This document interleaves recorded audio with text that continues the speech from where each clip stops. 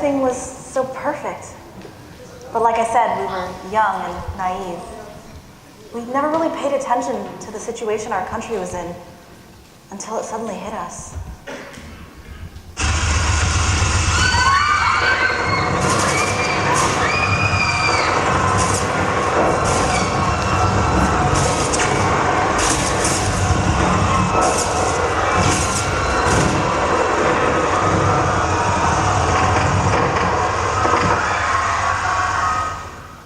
We didn't know it at the time, but it was the biggest war our country would ever face.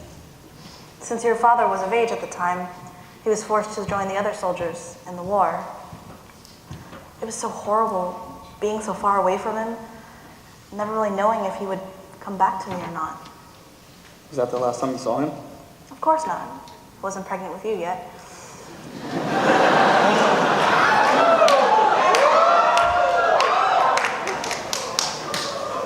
They kept him out there in the battlefield for years. But a few years in, they gave him a break to come home and see his family. And I remember running straight into his arms, and that last night, before he had to go back to the war, that was the night you were conceived. But that was the last night I ever saw him. Wait, he left again and never came back, even after the war ended? Did he ever knew he had a son? Yes, he did actually.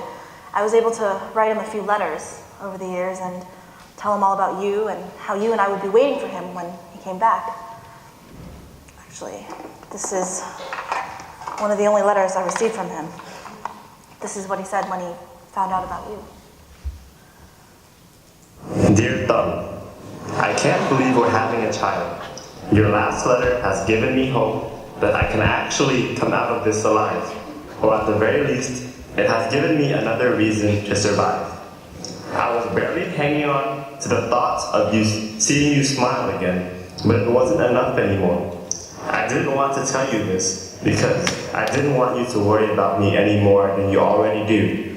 But this war is swallowing me. It truly is hell out here. I spend each night curled in a ball of paranoia, thinking of we'll be attacked while we're sleeping. And worst of all, I can't believe who we're waging war against. We're fighting our own people. It's Vietnamese against Vietnamese. I don't know how much more I can take. I can't stand fighting against my own people, especially when I think of you. When I think of you, I think of the men that I may kill, the brothers, the husbands, the fathers, that I have to face in the battlefield. Just having that thought in my mind is slowly killing me. But the news of us having a child is making this hell bearable once again. It gives me hope that there is a better tomorrow. I have spent each night since I read your letter dreaming of finally returning home. I am no longer scared because I know I will survive. I just have to. Every moment I dream of embracing you in my arms once again with you holding our son. And I dream of finally holding our baby with my own hands. And how he'd look at me with those pure eyes of his that don't know anything about this world yet. And then he'd grab my finger with his tiny hands, and as he's looking into my eye, I'll whisper his name just loud enough for him to hear. Ming. Let's name him Ming, because I want him to grow up smart and clever so he never has to work as hard as we did. I want him smart so he can go to school and live an easy life, a life that won't know the horrors of war like ours. I promise you that I will come back and make this dream come true. I promise you, and I love you, and I will be home soon. Love, your one and only, Min. I didn't know I was named after my father. I'm sorry I never told you about any of this. I was just so afraid that I wouldn't bear recalling any of these memories. This letter was the last I ever heard from your father, and since then, I decided to raise you on my own. These times are tough, but I always wanted you to grow up in the best environment possible. I always hoped that once the war ended, things would get better and you could grow up happy, even without a father. But now, I don't know if that's a possibility anymore.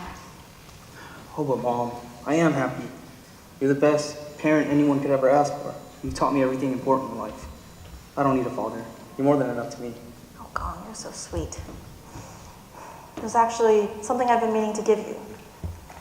This is a bracelet your father gave me back when we were in high school. I've kept it ever since, and now I want you to have it so that you can give it to a girl that you love.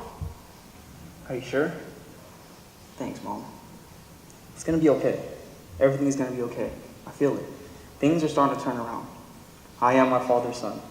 He named me Min for a reason. I'm gonna do everything I can to make everything better. I promise.